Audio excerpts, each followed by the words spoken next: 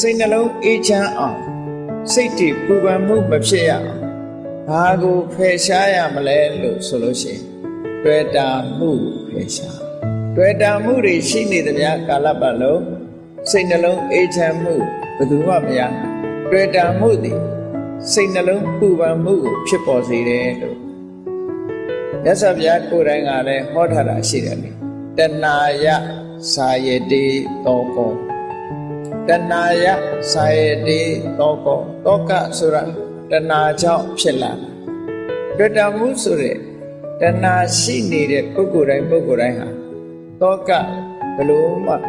ရှောင်လွှဲလို့မရနိုင်ဘူး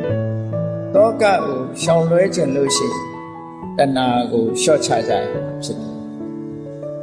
ယ်လူတိုင်းဟာစိတ်နှလုံးအေးချမ်းပြီးတော့တောကကင်းဝေးစွာနေထိုင်ကြရတယ်သို့တော့တကယ်ပဲ